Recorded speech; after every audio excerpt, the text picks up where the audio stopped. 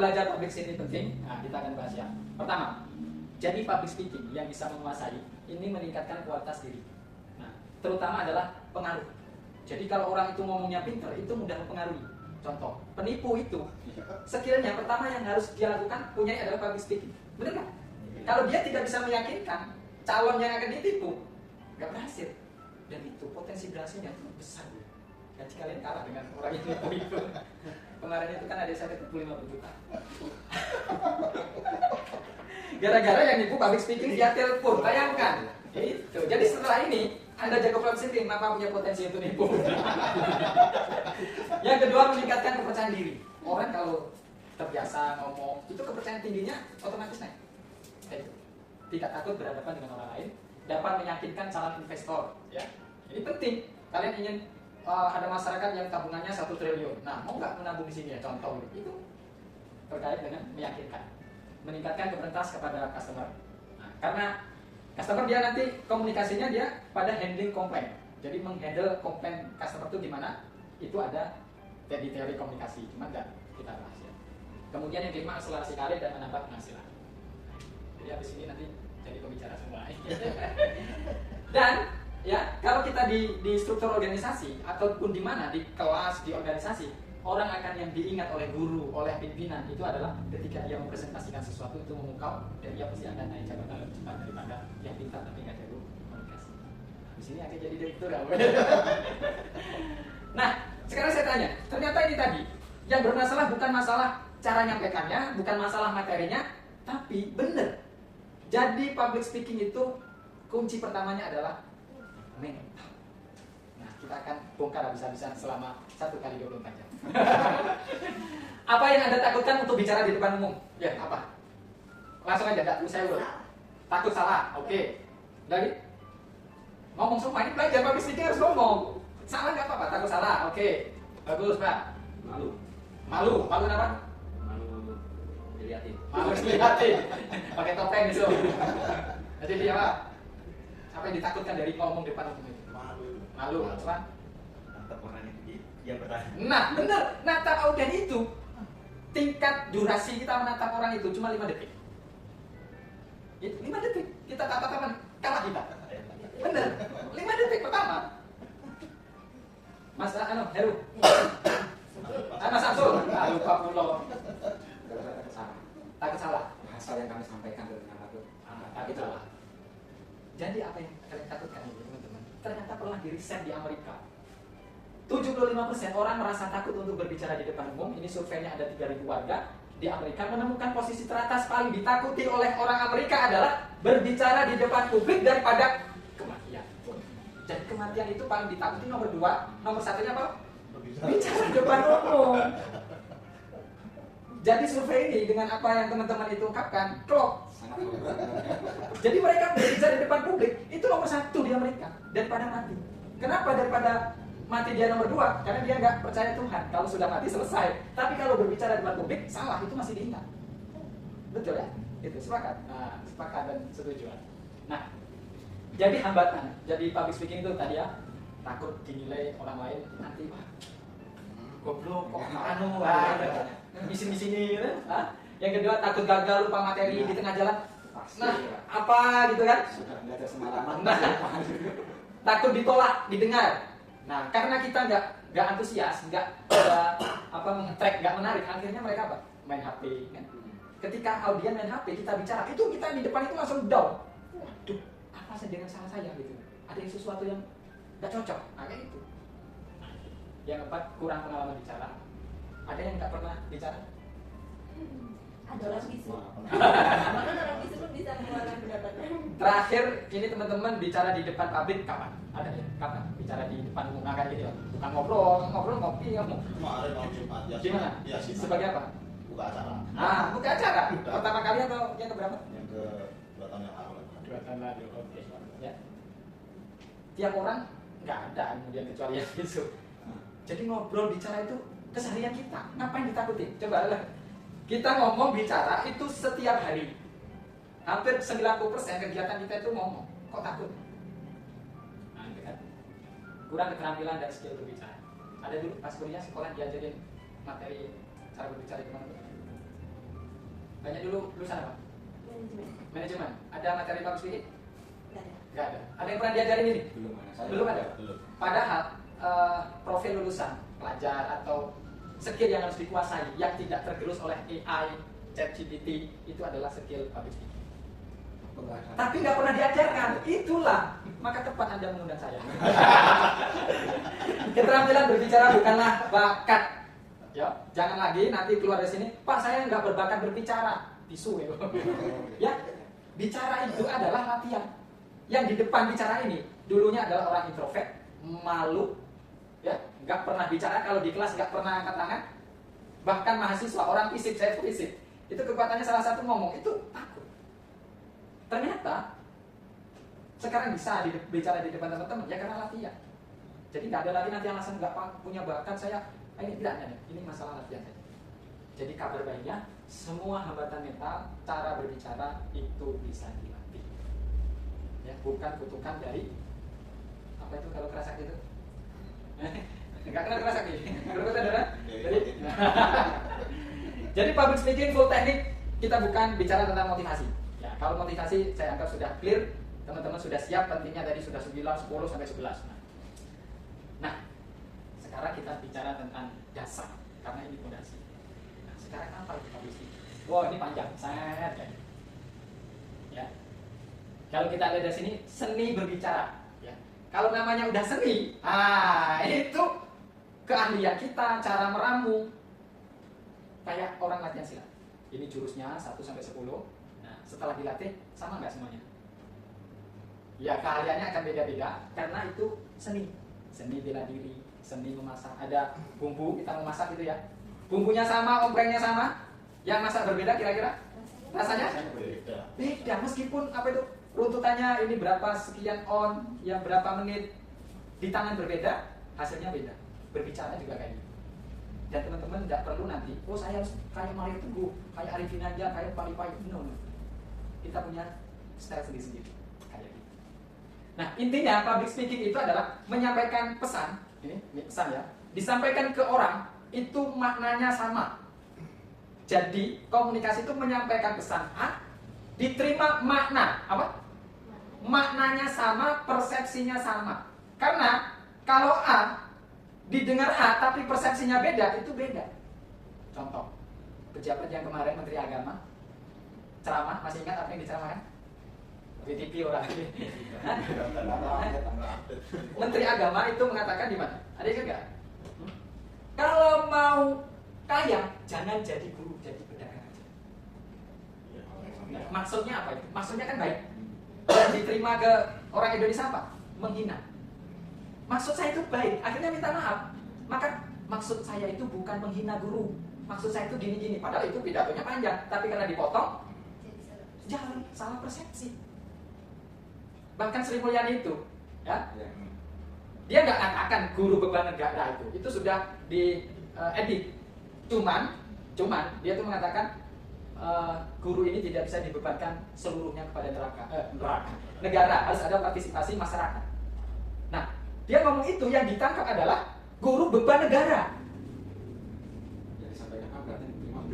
Nah, maknanya meskipun A diterima A tapi maknanya beda, itu bukan public speaking. Jadi public speaking kuncinya adalah persepsi makna yang diterima itu sama. Lah A diterima, didengar A aja udah beda tadi. Yang dijara-jara kemarin itu kan mereka minta maaf. Nah, minta maksud saya itu tidak seperti itu. Ya benar, tapi orang memaknainya berbeda. Eko Patrio, kemudian Nafa Urba, ya, Sahroni, Kuya.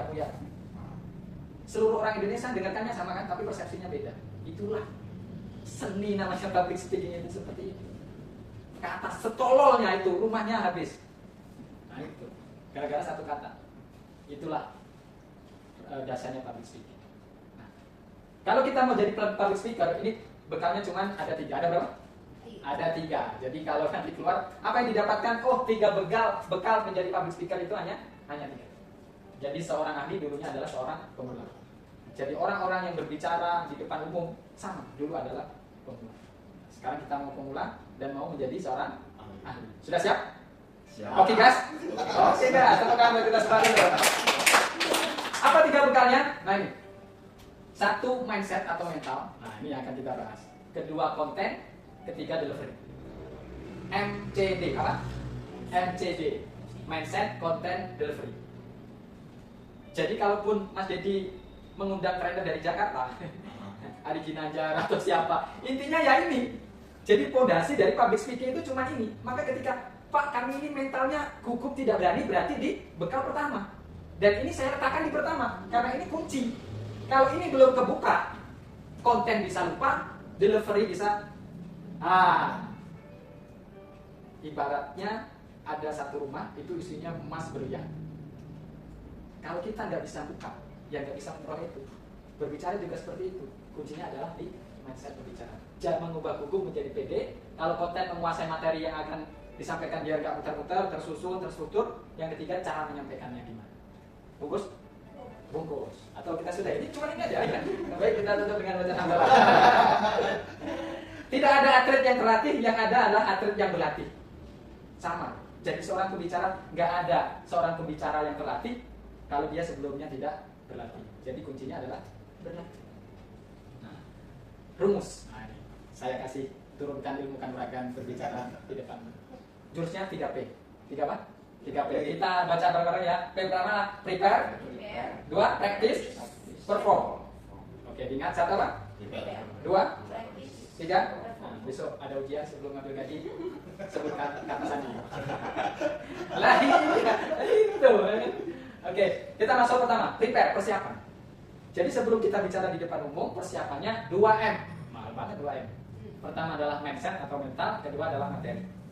Kenapa? Ketika kita mau berbicara, itu takut, mentalnya down, tadi yang disebutkan tadi, karena mindsetnya belum tepat, kedua materinya belum siap. Kenapa? Mindsetnya belum tepat, materinya belum siap. Jadi kegogian teman. Kamu mana? Kegogian. Gak pede, takut. Ya karena dua hal ini. Jadi kalau itu mau hilang, ya ini selesaikan dulu. Nah, bicara tentang mindset, ini Ryan Gottfredson ini, ya. Ada mental ini miripnya mindset ya. Jadi mindset itu adalah lensa mental yang digunakan seorang untuk menafsirkan dan merespon situasi dalam kehidupan mereka. Intinya begini, mental atau mindset itu dipengaruhi adalah asalnya dari cara berpikir. Dari apa? Cara berpikir. Coba, kenapa saya takut salah? Kan pasti ada sebabnya kan? Saya malu. Nah, coba, saya malu. Saya tanya, kalau saya malu untuk berbicara di depan umum, saya malunya itu karena apa? Mengapa malu? Apa sih kira-kira? Bisa diungkapkan? Bisa diungkapkan. Alasan malu itu apa? Kan pasti ada. Malu. Kenapa malu? Sumber potong masalah itu. Malu itu kan simptom, Iya. tanda. Kayak orang demam. Demam itu kan tanda bahwa imunnya lagi turun. Nah, ketika orang mau bicara, malu itu kenapa? Kan ada alasannya di bawahnya. Merasa nggak bisa. Merasa nggak bisa, takut dinilai, takut salah. Ya? Terus takut semuanya kan yang paling penting. Itu barang nyata atau abstrak? Abstrak. Sudah terjadi atau asumsi? Asumsi. Jadi sebenarnya ada kaidah urutan ya. Kenapa kita mengambil keputusan? Keputusan itu hasil dari kita cara berpikir. Cara berpikir itu karena asumsi-asumsi yang kayaknya nanti terjadi padahal itu belum terjadi. Ada riset mengatakan apa yang kita takutkan, kita asumsikan itu 90% nggak terjadi. Oh, gitu ya. Nah kan takut dinilai, takut itu kan asumsi semua, belum terjadi. Nah kalau belum terjadi bisa diatasi nggak? Bisa. Maka itu kabar baiknya kalau kita gugup itu bisa diatasi. Dan saya punya solusinya. Nah, akan saya perjelas karena percuma ya. Ini saya sampaikan teknik, kemudian materi seperti apa. Teman-teman di mental ini belum terbangun. Jadi masih terlock ya. Jadi terlock harus di unlock. Unlock. Nah, ternyata kalau kita mau menguasai skill apapun, kita harus masuk zona bertumbuh.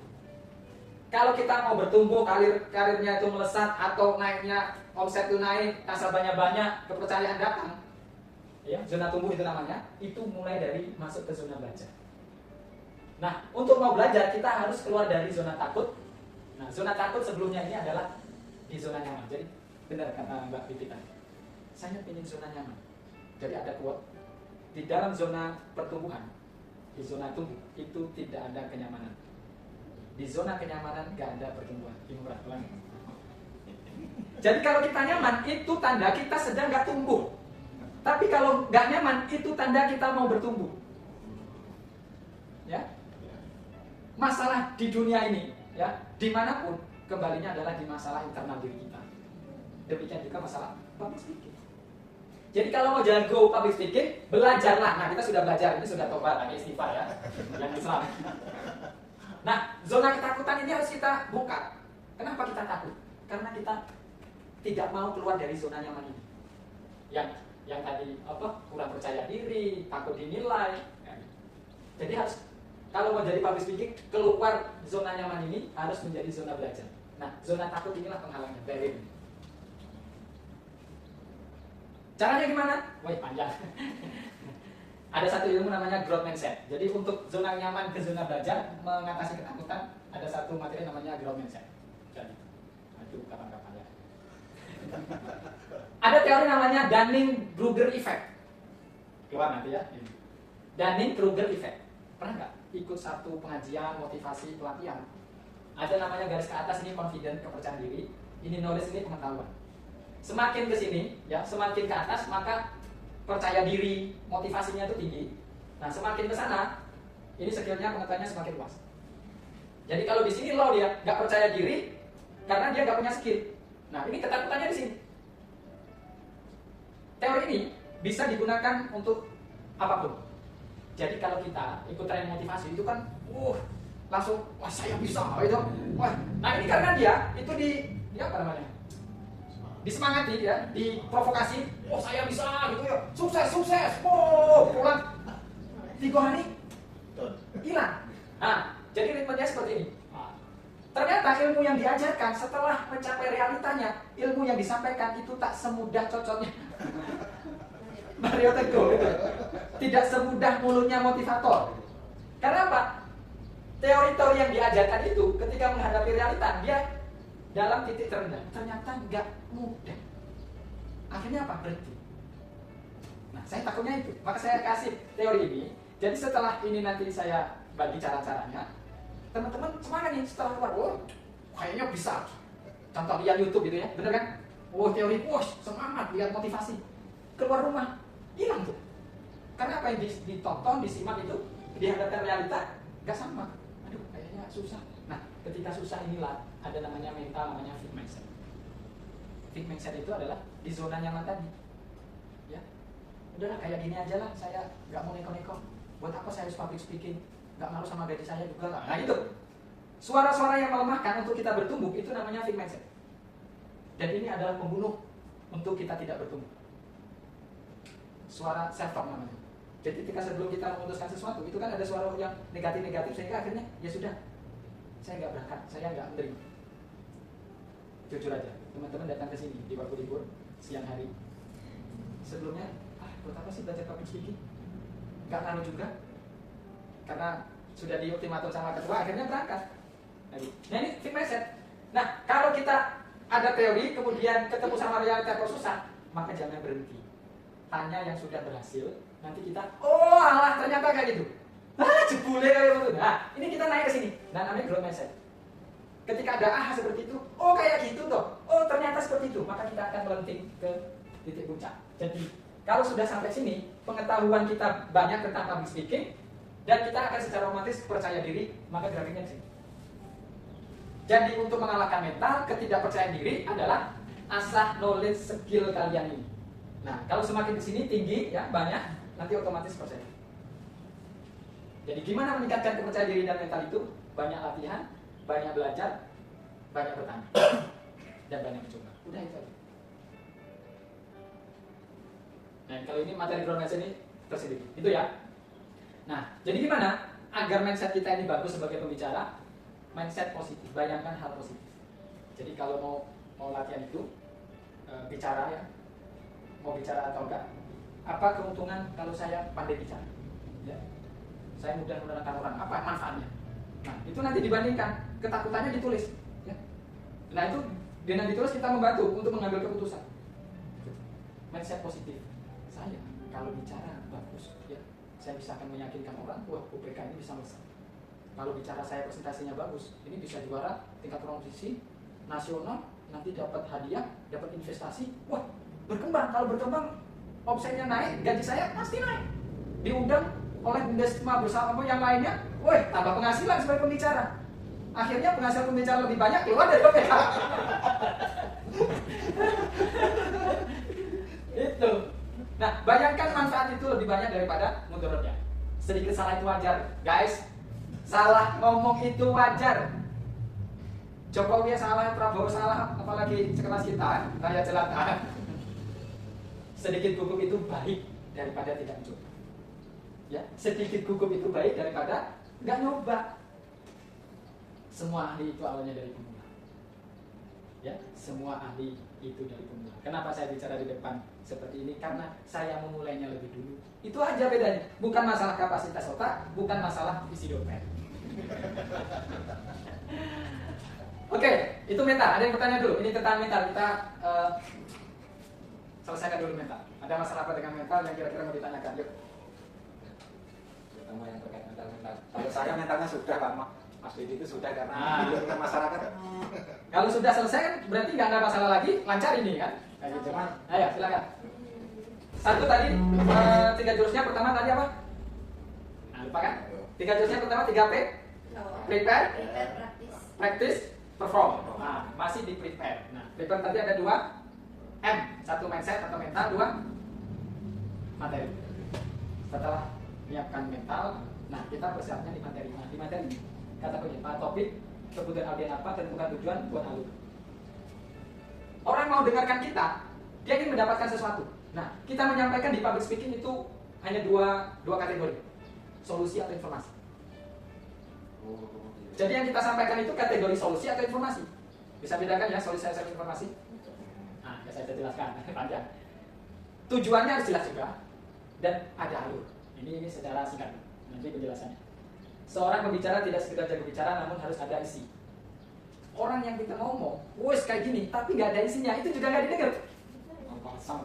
Allah, pintar ngomong nggak bayang. Itu yang sudah punya skill bicara, itu aja masih jatuh kalau nggak ada isinya. Jadi bisa deliver, bisa isinya ada. Ulang tahun, isinya gede.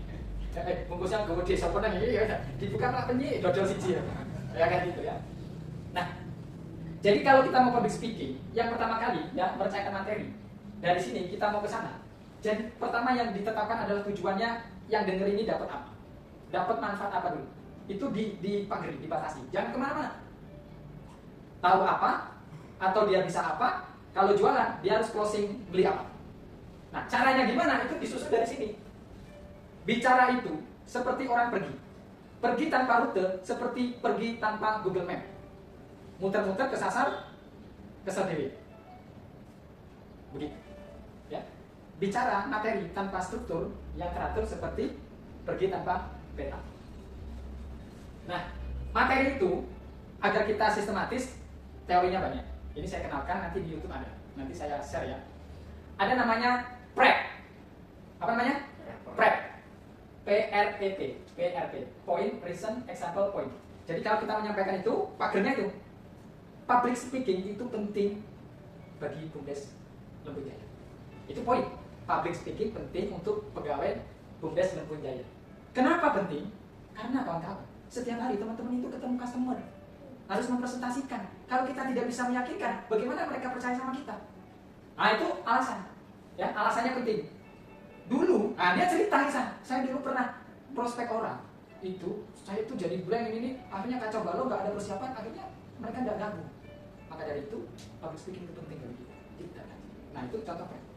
Nah nanti di chat GPT atau Meta buatkan saya topik apa dengan metode PREP. Nanti akan terus susun. Set. Nah itu jadi serata jelas ini langsung. Kayak gini. Kedua pakai mind map. Ini mempermudah. Jadi apa yang kita sampaikan ini bikin seperti ini. Contohnya. Teman-teman, kalau kita mau jago public speaking, kuncinya cuma 3V. 3 apa? 3V. Pertama adalah verbal, 2 voice, 3 visual. Di verbal itu Kalau kita ngomong itu kata-katanya yang jelas, artikulasi. Yang kedua, pilihan diksinya yang tepat juga. Nah, yang ketiga voice. Voice itu bicara nada. Nada ada tinggi, sedang, rendah. Dan sedang, pusing kepala orang dengar. Dan yang terakhir adalah visual. Orang itu ketika kita berbicara, posisi berdiri kita seperti apa, posisi tangannya seperti apa, nah, kontak matanya berapa detik, dan pindah tempat. Dan itulah cara bagaimana kita jadi speaker. Jadi, itu nanti dijelentrekkan. Tapi poinnya seperti ini, namanya pakai mind map. Dan ada aturan namanya the power of three. Jadi kalau menjelaskan presentasi, batasi 3 saja. Di atas 3 orang akan lupa. Ketika mau kita khotbah Jumat, hadirin sidang Jumat rahimakumullah, pada kesempatan yang singkat ini saya akan menyampaikan 17 cara sholat khusyuk. Sehingga kira-kira gimana? Ya Allah, jam orang mungkin. Karena 17, tapi sidang Jumat rahimakumullah pada kesempatan ini khotib akan menyampaikan 3 cara masuk surga. Wah, orang akan 3 cara masuk surga. Nah, itu menarik, mengetrek. Jadi yang mau niat tidur, itu gak jadi tidur. Ya, itu namanya the power of three. Nah, ini tambah teknik materi dengan prep. Mind map. Ada lagi teori namanya framework ya. FPS, fakta penjelasan solusi. Jadi pertama fakta itu ungkapkan data faktanya untuk dapat atensi biar menarik dengerin kita. Terus dijelasin, penjelasan itu adalah fakta itu kenapa terjadi dan relevan, kenapa bisa begitu, solusinya apa yang ditawarkan. Contoh. Menurut riset, 77% orang dewasa itu merasa takut bicara. Kenapa bisa begitu? Karena ketika orang bicara di depan umum, itu orang akan perhatian sama kita. Sehingga kita menganggap kita dinilai, dan itu secara otomatis kita menjadi gugup. Apalagi ada salah satu fragmen session kita ngalah. Oh, itu buyar semua. Maka ada kabar baiknya. Untuk mengatasi gugup itu ada 3 cara. Kayak gitu. Jadi jelaskan fakta, penjelasan solusi. Nah, kalau ini nanti dielaborasi ya, diterapkan. Di sini kan tidak nabung kan. Kenapa harus minjam di UPK? Kecuali duitnya kayak di sini bingung juga. Ya, kenapa harus ada meminjam di UPK? Nah, gitu kan. Berikan penjelasan. Pertama, marginnya rendah, cepat, bisa dijemput ke rumah. Kayak gitu kan. Atau bisa dengan mobil banking. Kayak gini contohnya ya. Oke, ini nanti bisa ditanya di ChatGPT. Ini masih materi. Ya. Jadi pertama mental udah selesai kan. Ada dalam kendali, luar kendali. Materinya nanti saya share di YouTube banyak banget. Saya di sini hanya mensistematikan logika public speaking. Oke. Tidak ada yang melatih, yang ada yang melatih. Ada lagi metode why, what, how. Kenapa penting? Jadi ketika kita mau ngomong itu harus disampaikan. Kenapa materi ini penting bagi Anda? Itu harus tersampaikan. Karena audiens yang hadir itu belum terbangun motivasinya. Saya dengerin lo, apa manfaat bagi gue? Makanya harus diselesaikan di sesi pertama. Ingat saya tadi bukanya pakai apa? Pantun. Kalau buka pantun beda seperti orang buka biasanya kan? Nah itu salah satu mengetrek. Ada nantinya untuk teknik pembuka belum sini ya. Namanya first impression. Jadi 5-10 detik pertama orang harus peran lihat YouTube. Itu namanya hook. Kita lihat tertarik, akhirnya tetap menonton. Nah itu ada teknik yang bikin video itu. Ya. Nah terus dijelaskan apa ini teori dalil apanya, kemudian gimana langkah melakukannya. Prepare sudah 2M, banyak banget ya, mental dan mindset dan materi. Kedua adalah praktis, praktek menyampaikan. Rumusnya ada 3V. 3 apa? 3V. 3V. 3V. Masih ingat apa dan 3V? Visual? Voice? Verbal. Oke, jelaskan. Oke, menurut Dr. Albert Mehrabian, kekuatan kita berbicara ditentukan 3 hal. 7% penggunaan kata, word, 38% voice, suara, dan yang paling besar adalah 55% adalah body language, ya, spoken, voice, ini 3 elemennya, 55, 38, 7%. Nah, verbal kata. Nah ini kita bahas yang kita sampaikan itu kan kata. Meskipun 7%, kata ini harus bukan kemudian tidak penting. Cuma orang memandang, melihat itu adalah badinya. Tapi kata-kata penting. Kata-kata lain. Nah, verbal kata ini pertama artikulasi jelas. A, I, E, O ya. Ada orang ngomong itu kalau ngomong diseret. Besok lah. Orang itu jadi harus jelas artikulasi kan. Ayo a. Nah, caranya ini adalah belajar ikro lagi. A, ba itu artikulasi, makhrajul huruf. Pilihan kata, ya, kata-katanya itu harus tepat juga. Dengan kata ini. Ketika coba Mbak Bibit tadi apa jawabannya? Oh iya. 1 tambah 1 berapa? Dia jam 3 kan? Salah, bukan jawabnya, bukan respon kita. Hampir benar. Jadi pada salah Mbak, salah terus kayak gini, salah itu harus dihindari pilihan kata itu yang memang salah, cuma kita menyampaikan hampir benar. Sedikit lagi. Nah, gitu. Makanya sama salah. Iya gitu. Tapi kan rasanya beda. Karena bicara itu ada salah satu aspek namanya rasa. Jangan berulang-ulang. Saudara-saudara sudah ada di sini. Kalau saudara-saudara tidak menghormati saya sebagai saudara saya, maka saudara-saudara tidak saya anggap sebagai saudara saya. Maka dari itu, saudara-saudara hormati saya sebagai saudara. Terima kasih saudara saya. Kalian adalah saudara saya. Hanya menjumpai Pak. Saya ada kawan, namanya Pak Sunari. Bukan ditutup, bukan deh. Sampai dia Pak Uwes. Filler. Nah, Mbak Bibi tadi masih ada ya. Nah, itu emang refleks. Jadi kalau itu adalah tanda kita sedang berpikir kalimat apa setelahnya. Nah, ruang waktu untuk mikir itulah kemudian timbullah padahal solusinya adalah diam saja. Bapak Ibu semua, lebih elegan daripada saya mau menyampaikan bahaya kalau